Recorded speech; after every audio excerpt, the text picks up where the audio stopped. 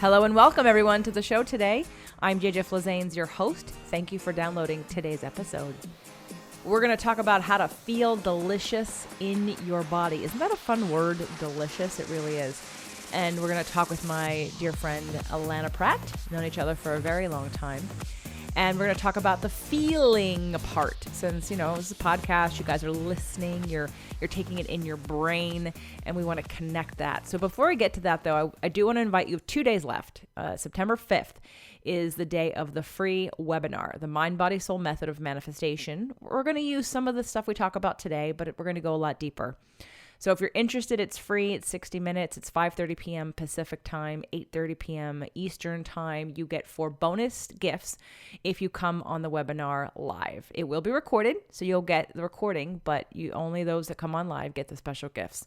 If you're interested, go to jjflazanes.com/manifesting. You can also find it, jjflazanes.com/events. Either one will take you there. Again, that's jjflazanes.com/manifesting.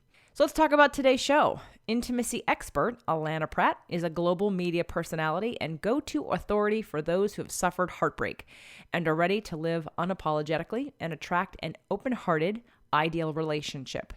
With over 4.5 million views on YouTube and her edgy podcast, Intimate Conversations, this Ivy League grad is here to restore dignity to intimacy, helping people find the thriving relationship they deserve. Welcome to the show, Allana. Allana Banana is here. I am so grateful. It's so good to be with you. I just remember looking in your beautiful eyes, drinking a glass of wine, getting ready for the fireworks before. So yeah, thank you, my love. We've been connected for so long, and I've recently moved, which I know that you know, and one of the fun things to find in the move was when you interviewed me on your Sexy Mom Expert radio show. Oh, Lord, that's like 15 years ago or so, right? Exactly. It's literally like probably 15, 16, 17 years ago. Oh, and we look so good, don't we? We do. We haven't changed a bit. Not at all. No, we look the same as we ever did, but we're better. We're the fine wine that matures and gets more complex as we age. But we look the same as we did when we first went into the bottle. We just have more depth. That's right. And a glass of wine always makes us look better too. So this is true. And anyone else drinking wine will look better if you drink it too. So we've been connected and supported each other and watched each other grow in different ways, very different ways, in our evolution and expansion. And, but one of the things that you have always been talking about is intimacy and vulnerability and getting your sexy back, that sexy mom expert, which was again 15 years ago. But it's still, the through line is still there. Maybe the words have changed, but the energy is the same. And so I really, today I'm looking forward to sharing how to feel delicious in your body, because while we're going to hit intimacy and vulnerability, which has to do with feeling delicious in your body, right? Yes. I think that a lot of women out there and men, so don't turn it off, men. And you know what? Even if you're listening and you don't feel good in your body, think about knowing what it's like for a woman to not feel, to feel disconnected and not feel connected. So this is actually very helpful to everybody. It's helpful in life. It's helpful in parenting. It's helpful in relationships, helpful in the bedroom, and it's even helpful in your business. So learning how to utilize these energies in your life is super powerful. I mean, think of the rich, right? Napoleon Hill talks about sex in business as being like a cornerstone for success. And not that we're saying you should exploit sex, or that's not what we're telling about, the power of what sex brings to the table. And again, this sort of intimacy, vulnerability, connection, conversation. So where do we get started with feeling delicious in your body? I think we go right back to sweet Napoleon, who did know all those years ago the power, not of like genital copulation. That's not what he was talking about. He was talking about the energy. And a lot of us have a misunderstanding that sexual energy is only for bow chicka bow bow. Like that's it. But that's inaccurate, and it's missing out on the breadth of what sexual energy really is. Sexual energy is like creative energy, life force energy, Chi, what is it? The energy that blossoms a flower, spins a planet, right? It gives us the idea of a sexy mom expert or this podcast. Like, where is that alivening, birthing, orgasmic, creative, delicious, like, yeah, that turns me on energy? Well, that's all sexual energy. And unfortunately, we sort of put it over in the closet and we only have it for when we take our clothes off and have copulation. But we can have it 24/7 because it has different flavors. And I'm sure you completely can tap in with this with your own life, and you're just such a spiritual connected woman. Sexual energy is also healing, caring, tender. It's that listening, that safe energy just to be heard without judgment.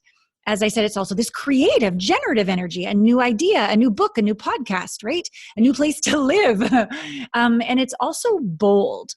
Sexual energy, when the heart is open, is like fierce love. It's like, this stops here. This is my truth. This is aligned with my values. It's an enlivening, bold, heart-open stance. And of course, it's erotic and delicious and wild and orgasmic and kinky and anything that's true for you. It's all these things. So if we can think about choosing to never turn off our sexual energy. And granted, we might want to turn it up or turn it down. There can be a dial on it. You don't want to break into orgasmic delight maybe at a funeral or something like this, right? Like, there's an appropriateness to it, but you never have to turn it off. And thus, you never turn off the turn on, the aliveness, that innate evolutionary spark that is co-creating with you every moment of your beautiful life. You can be full and feel delicious even when things don't necessarily go your way. And maybe it might not feel like super duper erotic aroused, but it can maybe feel that sexual energy of that care, or you've got your own back, or it's okay that you've gained 40 pounds after the baby. It's okay. It allows us to stay present in our body and with our heart and our soul, and it makes all of life more delicious. One of the things I love about podcasting in this medium, besides the intimacy that you and I get to have with each other in this conversation, and the intimacy of someone listening through their earbuds or even through a speaker, but feeling like they're in on the conversation and they're like overhearing us have a really deep and meaningful conversation, that it utilizes a lot of sort of left brain analytical understanding. And I know for my community, that's one of the reasons why they're attracted to me, because I talk about spiritual things, but I'm also explaining it in that sort of logical, scientific, linear way. Yeah. One of the downsides to this medium and downsides to this kind of learning is that even if you're auditory and you love listening and you're all about ideas and thoughts, we're disconnected often from the embodiment of the message. Yeah. And so having this conversation today about feeling delicious in your body, feeling today, I just want to emphasize and punctuate feeling. Yeah. I want to go over with you these, how do we embody? Because I could guarantee that while most people, myself included, would agree with you, this is a good thing to do. And a lot of people might even understand what you're talking about. I do, of course, because I've been studying these things too. But some people, maybe it's like a new concept, but they'll hear it and they go, oh yeah, that makes sense. But making sense doesn't make the difference. Yeah. We're learning how to be it. We understand it, but we don't live it. And this is where we tie in the intimacy and the vulnerability with it. And I love that you have punctuated feeling. I just finished watching, I don't know if you've ever watched the movie Thrive.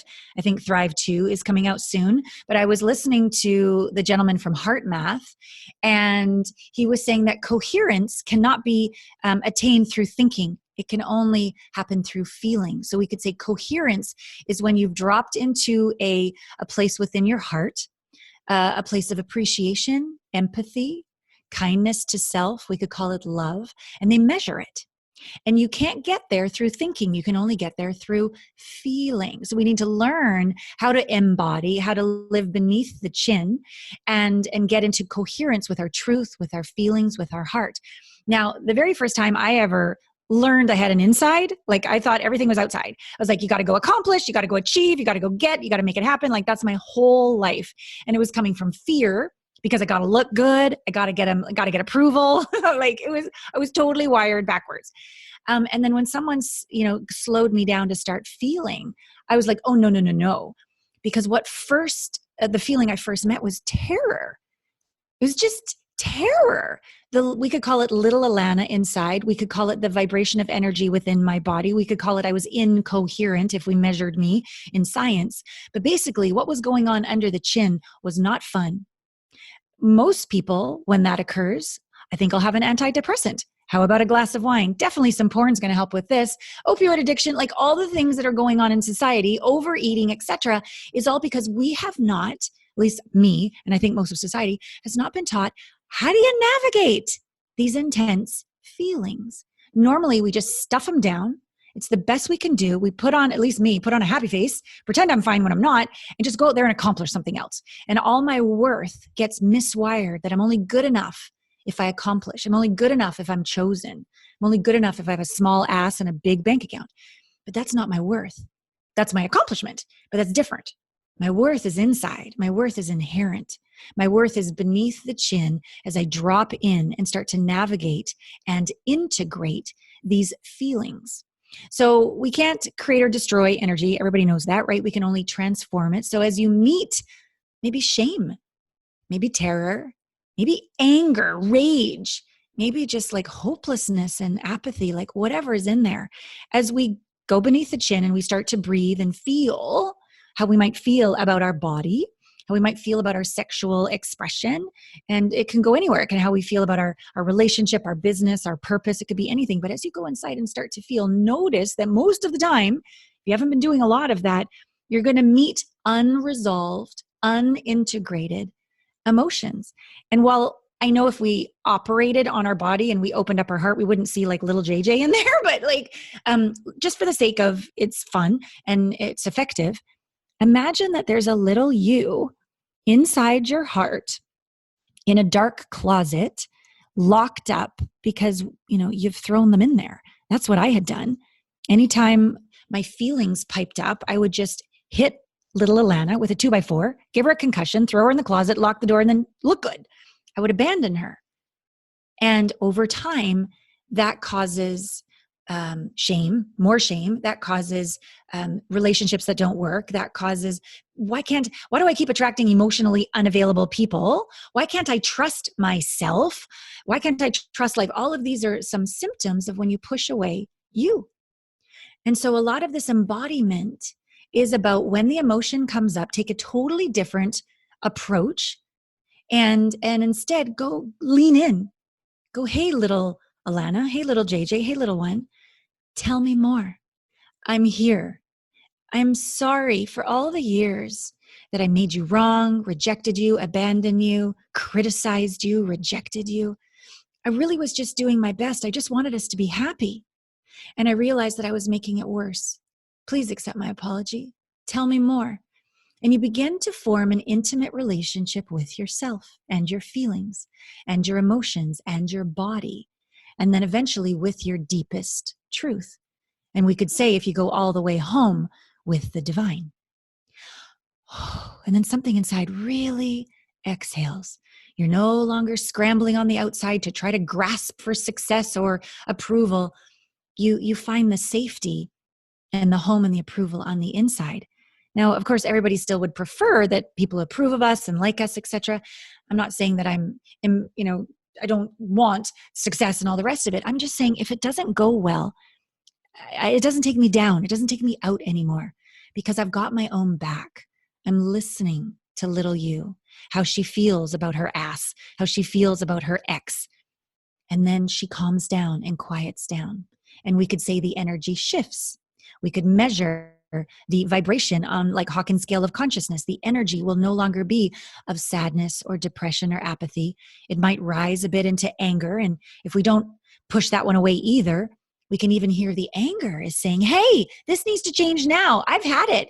I choose something else. This is out of integrity with my values. And you can listen to it. And instead of getting mad at yourself or getting mad at another, you can go, okay, I'm going to take action.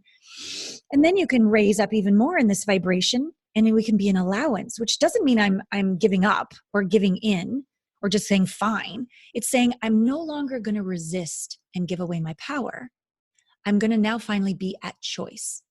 And then we can start asking questions. So what else is possible? What could I choose here? What have I never considered? How is this for me? How is the universe actually got my back in this moment? What's the benefit here that I'm not seeing? And these questions begin to empower us because we're embodying our truth. And then over time, you start to feel confident, kind of for no reason, happier more often than not. People start to say, have you lost 10 pounds? Did you get a facelift, like a new haircut? Like what? You're radiant. It's different than being pretty. Radiance comes from within. And then you start to get magnetic and irresistible for no reason because you're just safe to be around. You're a pleasure to be around because you're not resisting yourself. You're not resisting the moment. You're not resisting them. You're just this warm place of home. It's an intimate relationship now that you can have with the world because you have it with yourself. And you're also pleasant to be around because you're not needing for anyone else to show up differently for you to feel better. So there's no responsibility being placed outside of you on Pressure. Others that are, victim mentality, blame game. I don't feel comfortable because you do this and I need you to change. No one feels free in that situation. So definitely the embodiment on the inside allows others to be free around you as well because they aren't being asked to be different for you. Yeah, well said. And your kids, like I just talked with my son last night for over an hour. It was awesome. And halfway through the conversation, he was like, Mom, I love talking to you. And I'm like, oh, thank you. Why? He goes, you just don't judge me. You just ask me great questions. You believe in me. So there's like a safety, even as a mother, you can cultivate with your children when you talk to them like you talk to the little you inside. So when shit hits the fan, we could close our heart, leave our heart, spin up in our head, emasculate our children, make them wrong. Whoa, why did that happen? And try to fix, when all they're looking for is a listener, a safe listener, just to debrief with, to download with, just to be held. And so instead, when they come home and they've got a D, or maybe the police bring them home for you, or something's happened that's quite intense, you can just be present and not put any pressure on them and just get them. Tell me more. Da da da da da. I'm feeling such and such. Got it. What else? And just be this space to drink them in and make them feel so safe, seen, and understood. And then you become the parent that's askable. They tell you when really difficult things show up in their life because you're safe.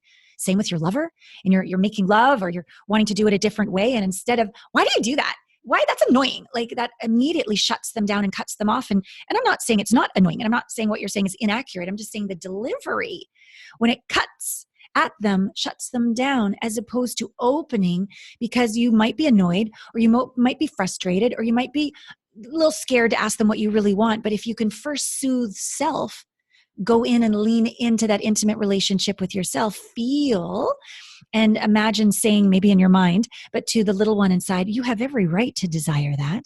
I hear you. I got your back. We got this. So you're kind of soothed and then opened and embodied. Then you can invite. You can use what I call the sandwich, and you can go, I just love making love with you, or just some authentic statement of gratitude and appreciation. And then you can say, what would really turn me on even more? Or you would be my hero or my goddess if you can invite a new behavior. And then the end of the sandwich would be, how does that work for you? What else is possible that you would like to let me know?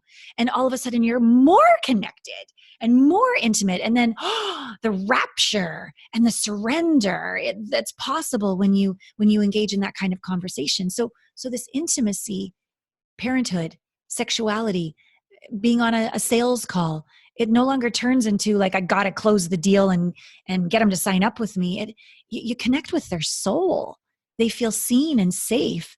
You're creating not just this coaching arrangement or this deal that you're making, this entrepreneurial adventure you're going to take them on.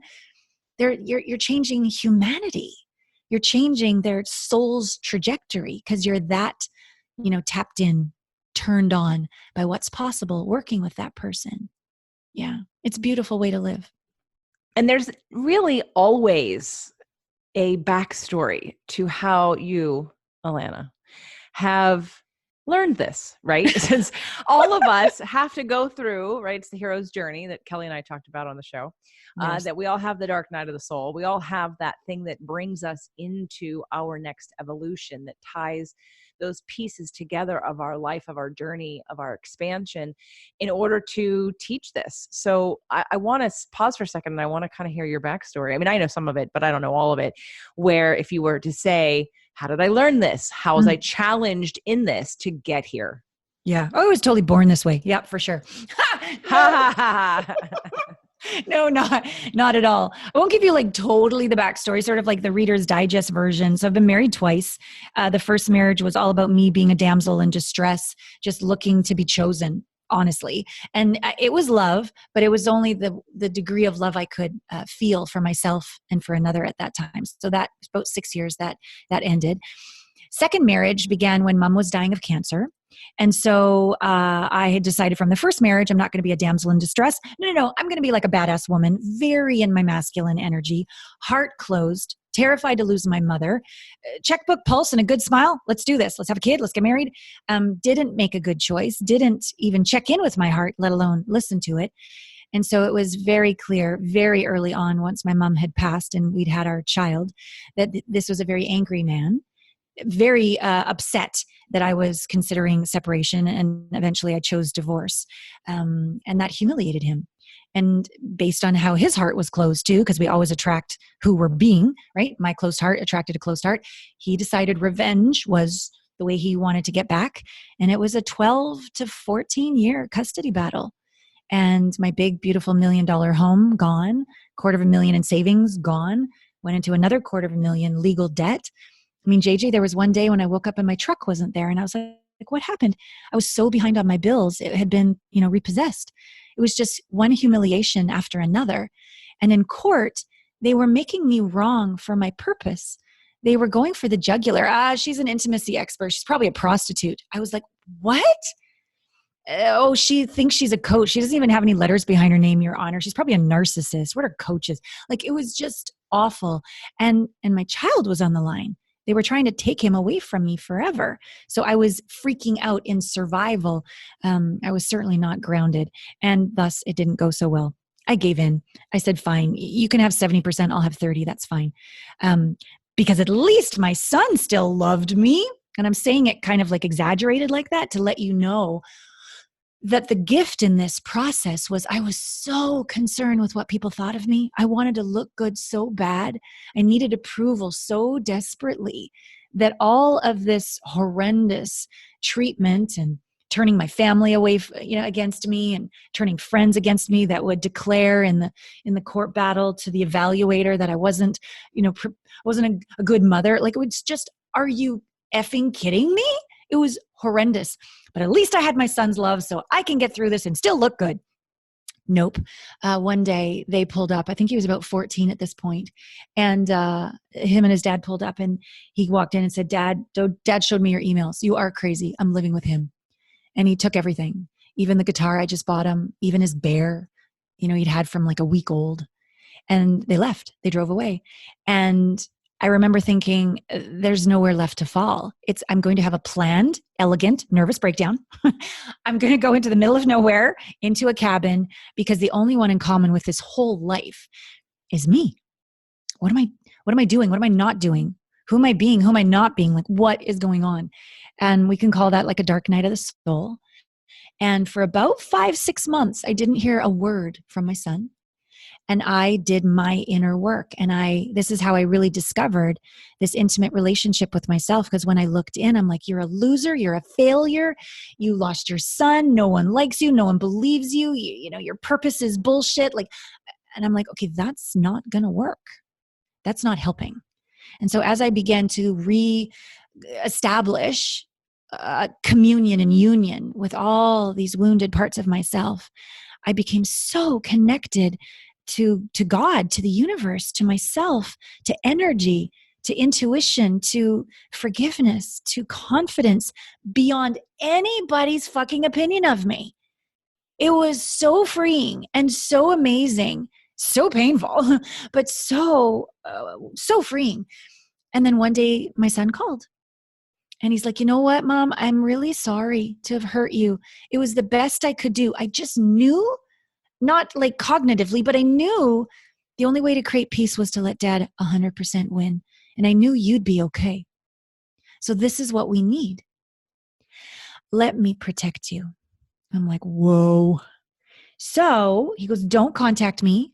Don't be on the school emails. Don't exercise your legal rights. Just let me run the show now. Let me have peace. Okay. And because I had done my forgiveness work, I forgave him, forgave me, didn't guilt trip him, didn't abuse, criticize me. I just said, okay, what if this was the path? Let me just allow it. Let me accept it. Let me walk with my heart open. It just looks really weird. Fine. And now it's been almost 3 years where he's been living full-time with his dad. And I don't think his dad's going to be listening to this podcast, but Dad thinks I don't contact him. He tells Dad I don't contact him. Dad has peace. My son has peace. And I talk to my son on Zoom pretty much every week. When's he going to be 18? We got 2 more years, JJ. We got 2 more years. Okay. And yet we have the best relationship, my son and I, that we've ever had. I see him, of course, from time to time. I pick him up at the end of the street and we go for hamburgers and facials. But like this is my world. So when I say I know how to feel crappy feelings inside, yeah, that's how I learned. You don't have to have anything near as catastrophic or challenging as this to do the work. But there is a place, and I can 100% stand with 100% guarantee that if you're willing to love, and maybe you don't start with love, maybe you have to start with acceptance, or at least start with putting down the 2x4 and no more hitting little you over the head, but do the work, because you will find unconditional love of self. You know, most of us say, oh, sure, I love myself unconditionally, except when I such and such. Well, then that's called conditional love. Let's be clear. Can you love your wobbly, insecure, ashamed self as much as your triumphant, best-selling author, multimillionaire self? Can you?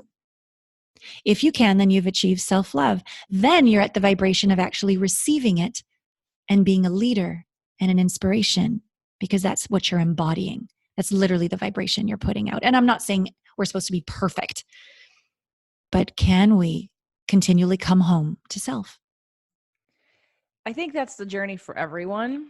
And I'm sure you probably agree with that, right? So it's all about that self-love piece, that self-acceptance, and being challenged on our journey. And while I did know most of your story, thank you for sharing that.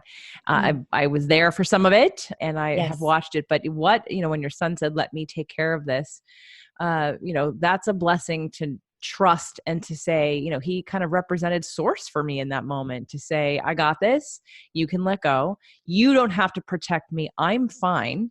And everything will be fine if you surrender. Yes. And allow it to be. And I think that sometimes people don't allow themselves to let's talk. Really, we all manifest ways in which we have to hold on to control until we can't any longer. We literally create the situations in our lives to push up against the wall until you've run out of options and you have no choice but to give up action control.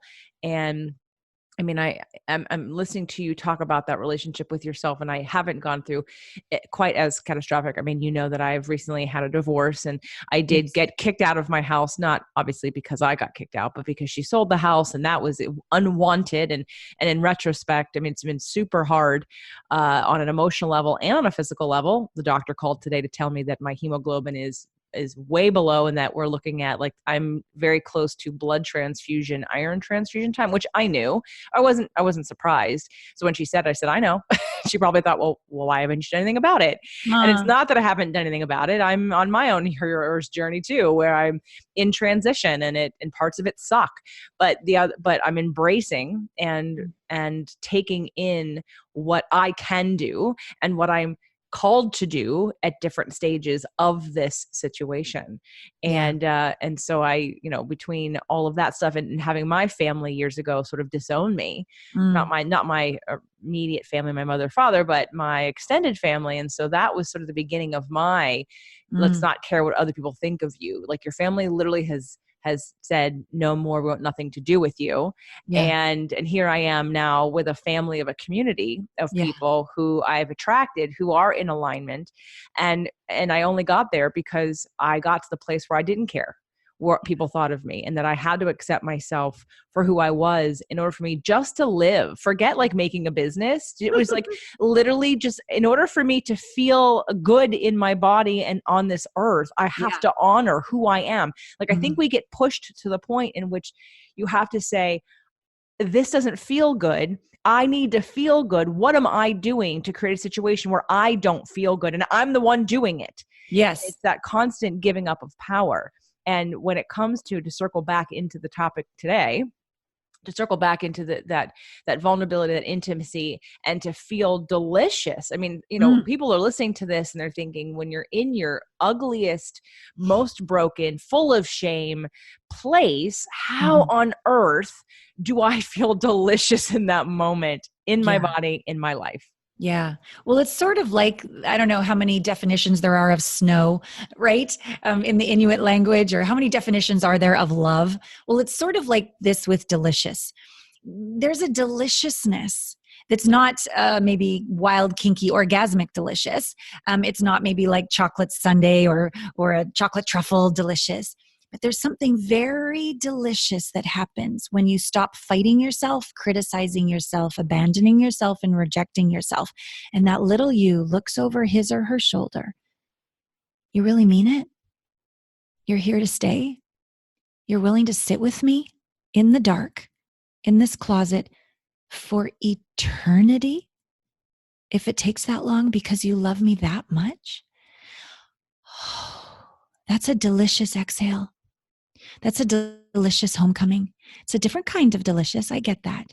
But there is a wave, head to toe, I promise you, of energy, of homecoming bliss, of communion and union, of coherence, of empathy, of love that will wash through your body if you let it when you come home to yourself. There is a moment when you can look in the mirror and instead of going, wrinkle there, cellulite there, that's not good, suck your, and then you're like, stop. And you're like, hey, body, maybe turn the light off and light a candle. Maybe sit down. Hey, body, I am so sorry that every time I ever connect with you, I'm cruel. Please forgive me. I'm so sorry. And you literally just put your hand on your thighs and you infuse your body with love. I remember I've been a pole dancer. I'm not right now, but I studied for a good 6-7 years. And I remember when they would teach me to stretch, just to stretch, I wasn't allowed to reach for my ankle. I had to touch my thigh with 2 hands and my knee and then my calf and then my ankle. I had to connect and not try to be sexy and try to get the guy and be sexier than her. No competition, just connection. And I started to cry. I think I probably cried for the first 6 months of my classes because I was so disconnected from my body. The only time I ever looked at it, it was not good enough, not sexy enough, not thin enough, not strong, not enough. And if you can have a moment of deliciousness when you just put 2 hands on your body and go, hey, sweet body, hi. Your body, instead of going, stop the criticism, it'll be like, really? You're here to just be with me? And then that exhale will happen again. Oh, thanks. Well, let me tell you why I've been giving you pain here, or iron issues here, or headaches, or whatever. I've been trying to talk to you. Thank you, body. And then you'll have this wave of energy. And I say it's a delicious homecoming energy. And the exact same deliciousness happened to me a couple nights ago. I'm up in Canada right now on sabbatical. I'm right on the ocean. So when I'm done working, I get on my paddleboard at sunset. And the other day I was out there paddleboarding and JJ, it was so beautiful that I just decided to let beauty have its way with me. Penetrate me, beauty. Just take me now. And I just let the energy that I've learned to surrender into on the inside, I allowed the beauty of nature to just bliss me out. And it welled me up with tears. I'm like, I'm so grateful.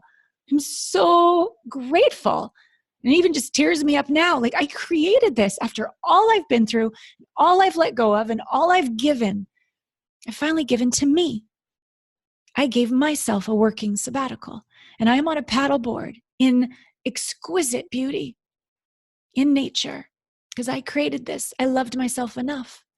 And so that's another not bound chicka bound delicious moment, but God, it was a delicious moment. And I let myself have them in all the flavors of deliciousness.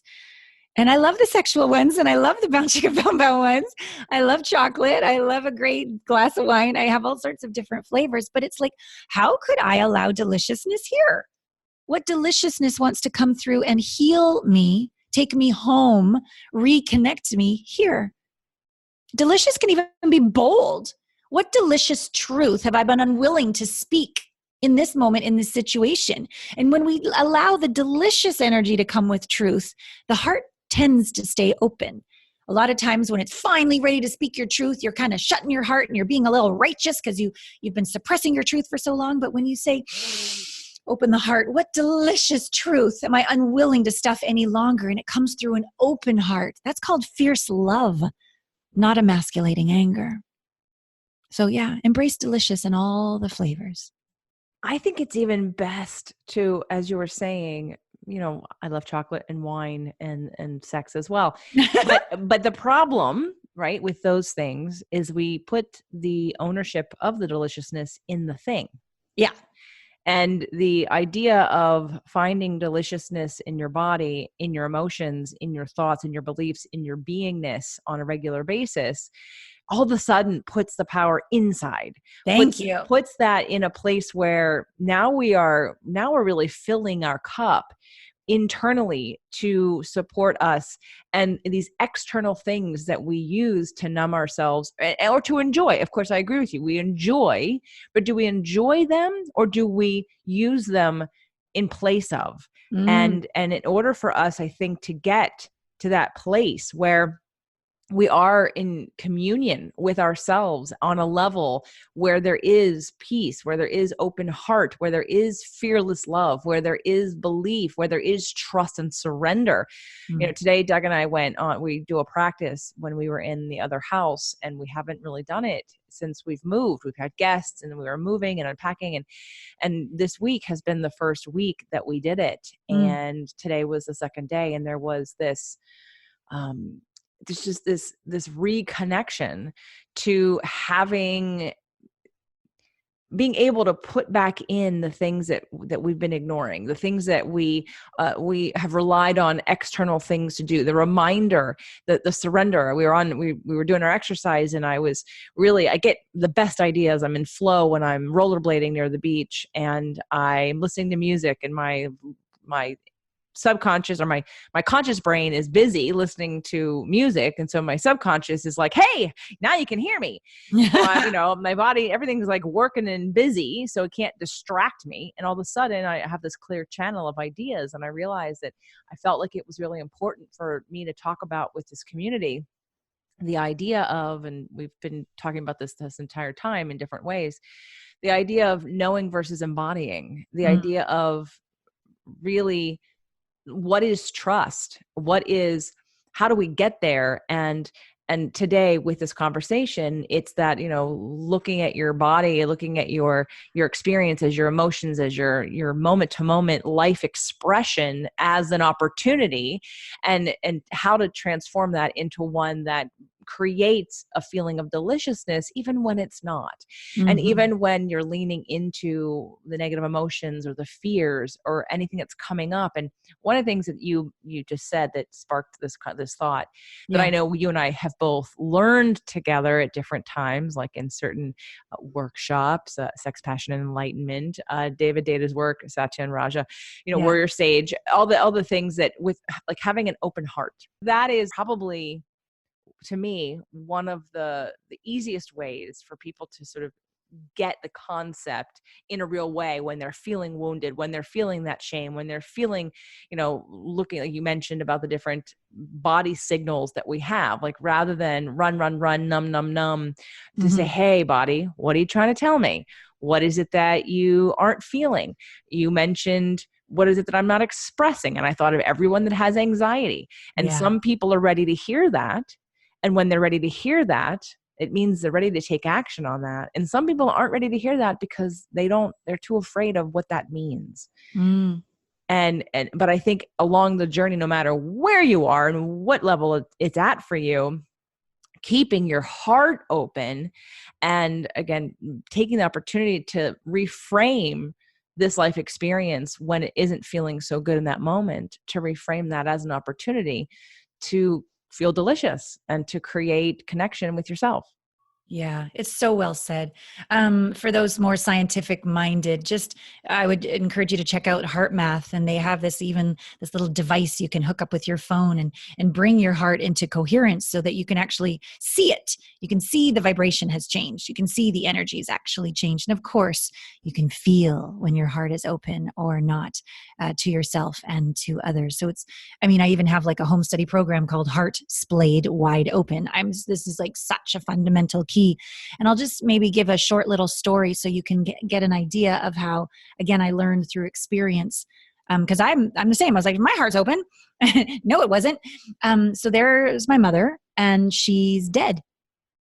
And I had earplugs in because she was like, ah, and then not breathing, and I couldn't sleep. And so the nurse came in and said something to me, and I took the earplugs out. She's dead. And just the shock. And then looking at her, it's very different to see somebody dead than sleeping. It looks the same, but it's different. And I just remember in that moment, it was a choice moment. Are you going to shut your heart or leave it open, or, open it up? Yes, we'll be out by noon. Yes, you can take her organs. Okay. But then I just looked at her and I just said, oh, and I just opened my heart, and it was the most pain I'd ever felt. She was the one that saw me. Dad didn't, sister didn't, ex-husband didn't, court didn't. She did, and she's gone. Open my heart. The pain is like, I think I'm going to die. Keep open my heart. 1 potato, 2 potato, like 3, 4 breaths. Just keep my heart open. Keep my heart open. And then all of a sudden, I swear, JJ, about 5 seconds later, this peace beyond words washed through my body. I wouldn't say it was delicious or it wasn't orgasmic. It was just like otherworldly peace. And I'm convinced it happened because I was willing to keep my heart open in the most painful moment I'd ever experienced. And then next weekend was my sister's wedding. We pretended mom was on vacation. We all got very drunk. I got pregnant. 9 months later, there I am, and I'm birthing my son, and he's on my chest for the very first time. This little guy's looking in my eyes for the very first time, and it is like, oh, there's only one moment like this. This is the first moment ever you're ever going to look in your kid's eyes, and I'm like not going to miss this moment. And they were like, I was still birthing the placenta, and there was tons of people in the room, and like I had all the reasons to keep my heart closed and just whatever, focus. But I'm like, no, open to the bliss. Oh my God, this is so much bliss. Oh my God, this is so much bliss. And I just stayed present, and I kept my heart open, and somehow the placenta got birthed and people did whatever they did, but I was there. And then this is the crazy part. The very same full body sensation of this oneness, this complete washing of oneness came through my body. And instantly I made the connection. Whoa. That's the same feeling I got through death. And then instantly I saw the shape of a heart. Instantly I had this total awareness of how life was. It's not about being good, doing it right, and being happy. It's about just being. It's just about experiencing. And I saw a heart. On one side of the heart was this path of pain of mom's death, but it came down to the bottom where the bliss was, the oneness was, right? The full body love. And then the other side of the heart was like the bliss of a new baby being born. But it came down to the same place. And I thought, okay, so if I can keep my heart open in the best of times and in the worst of times, I can stay connected to truth, to love, to source, to the divine, to the oneness that I truly be. And that really anchored in my path of intimacy, vulnerability, feeling delicious in your body, and the connection that embodiment, being in our bodies, being in our open hearts, has as a fundamental foundation for us to live this way on a challenging planet. But we got this if we can keep our heart open. I think that's beautiful. And I love this conversation to illuminate people into understanding the connection, again, intellectually, but understanding and feeling through this conversation how maybe to start doing that. There have been so many conversations around depression, around anxiety, around repetitive patterns, around weight gain. And underneath all of that is this. Yeah. It's the disconnection of this. Yeah. And so one of the reasons I'm bringing this conversation up in all of these different podcasts that I do is because it isn't about sex. It isn't about relationships. It isn't about your body or your health, but it is about all of it. Yeah. All the time. Yeah. All the time. It's all connected. And we're either connected or disconnected. Our heart's either open or closed. And again, we can have that conversation from the intellect and talk about shame. And I'm thinking of Brene Brown's work, and there's a lot of, head conversation. There's a lot of great examples of how to come out of that. But we're boiling this down even beyond into simplicity, into literally, like you said, about heart math. And I would say that's one of the reasons why when I do my manifestation challenges, part of my work is to help people get into feeling, utilizing tools to get out of your head and get into your body, and to be in that connected, aligned state, and then just surrender and allow it to be and follow the impulse and experience joy and allow yourself to receive, because it's something that most people don't do and don't do often. Mm-hmm. Yeah, totally. Fist pump on that one, sister. Yeah. So thank you for that. And if I had to, I'm going to add a few ideas about, again, just the physical sensation. If you have any more to offer, I would love them after I give this example. But for those of you, there's getting into a somewhat of a relaxed, I'm not going to say relaxed meditative state, because obviously we can't live our lives in meditation. You live your life outside of meditation when you're connecting with the world. But there is something to be said about connecting with your body. And so whether it be through meditation, I love to use the guided visualizations that I've created for the Manifestation Challenge, but I also do this in exercise when I work with people. I can't ever explain, until you work with me, I can't ever explain what I do with exercise. But those of you that have been to my events, you understand how literally I mean we connect your brain to your body through each muscle from head to toe in a real sense, really waking up and connecting on a different level. So however you do that, whether it be through exercise or meditation, getting into the space where you're in communication with your body so that you can sense when, let's say, my heart is closed, because what that might feel like for some people is where your chest is tight, where your stomach is in knots, where your neck is now getting tight, or your lower back might cramp up. But we have a clenching happening somewhere. Most likely it's the heart, but maybe it's the heart and the gut. Maybe you have digestive issues, you have irritable bowel syndrome, you're having diarrhea, something, constipation. But there's a clenching, there's a not releasing of the in and the out, the breath, the chi, so to speak, this deliciousness feeling that we're talking about. And so if you are connected to your body, you are more aware, because your body will tell you when you're not there. So if you can get there, again, on a physical sensation, just check in with yourself a couple times a day and see if your heart's open, see if you're breathing through, or if you're clenching, or if you're holding, or if you're stuffing, if you're stiff and tight in different areas of your body, or you're disrupted, you're not in balance, you're not in flow. So for me, those are some of the physical things to keep in mind. Do you have anything to add to that? 100%. I'm in agreement with you. And I, even today, as I am still almost 50 and wanting to be in great shape, I'm noticing the years of the clenching of the lower back and the clenching of the hip muscles and the clenching of the shoulders, and then put on the happy face. And now I'm more aware. I'm like, oh, you can put your shoulders down. We're fine. You can relax those hip muscles. We're fine. So it's still a practice for me to this very day. I would just add this one simple way to begin and end your day.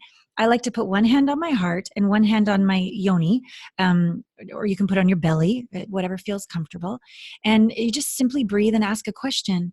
You can maybe say, hi, sweet self, or hi, sweetheart, or hi, sweet body. Tell me what I haven't slowed down enough to hear. I'm listening. And then just be and just listen.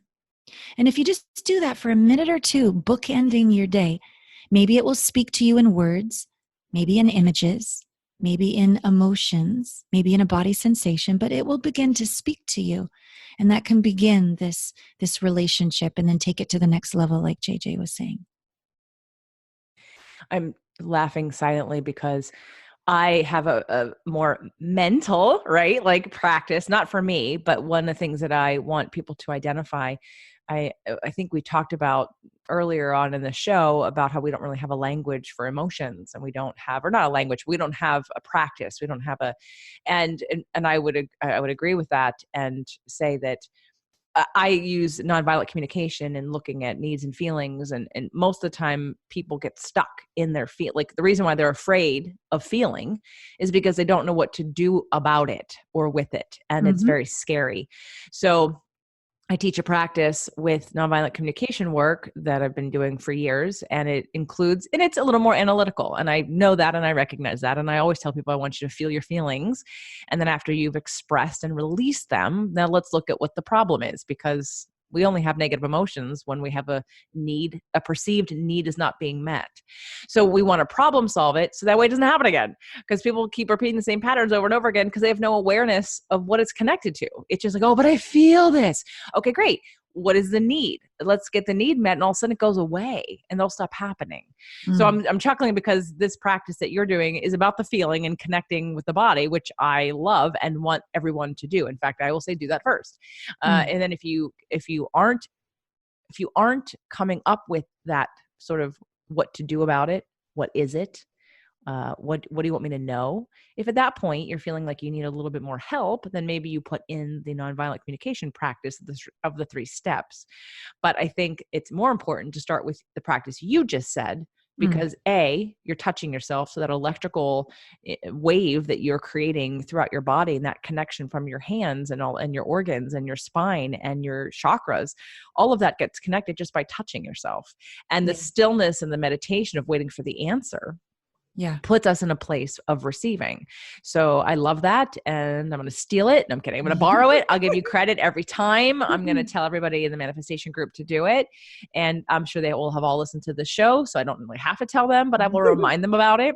Now, I know you have so much information and so many things that you do like me, and I want to direct people to a place and through like maybe whether it be the website. I know we talked about your YouTube, like what at this stage of this conversation, to go to the next level, to take it further, to embody it more, where would you send people? Yeah. Well, there's 2 trainings I'd like to give. And then I have over 2,000 videos on my YouTube channel. So definitely go there and search whatever your challenge is. I'm pretty sure a video is going to pop up. So the YouTube is just my name, Allana Pratt, ALLANAPRATT. And then for ladies, I have a complimentary training about vulnerability. And I call it Vulnerability is the New Sexy. And that's at my site, allanapratt.com. I think that's really going to help you with lowering the walls, opening the heart, but still having that discernment, still having your back. And then for gentlemen, my gentleman's site is gethertosayyes.com, because a lot of great men that are my clients, even just the one right before we got on this call, he's like, Allana, I don't think I know how to feel anymore. And he's willing to actually own it. And he's very powerful and makes a huge difference on this planet, but there's still a disconnection there. So there's a training on my men's site called How to Be a Noble Badass. And noble, we could say, is more the heart energy, and badass is, the impact you're here to make and your sexiness and all of the rest of the good stuff. So I think that would be a great training for men. Each of those are complimentary, great places to start. Google the YouTube for whatever challenge you have and let me answer your question. That's what my YouTube channel basically is answering my community's questions. So I'm here for you. And then listen to my podcast, because JJ's on it. My podcast is Intimate Conversations. So there's lots of good ones there too. Well, tell everybody about your podcast.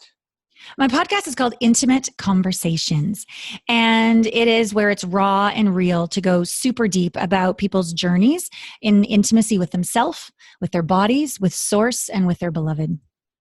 Excellent. So check that out, everyone. And again, make sure to reach out, find her on YouTube, ALLANA pratt.com when done with the YouTube site, right? And go to the website as well to check out all the different offerings. And Allana, I'm looking forward to our conversation on your show. Yes. And of course, to continue our relationship as it is, where it's cyclical, right? Like it comes and then we're always connected on some level, but sometimes more than others. And I'm happy that it's been more recently.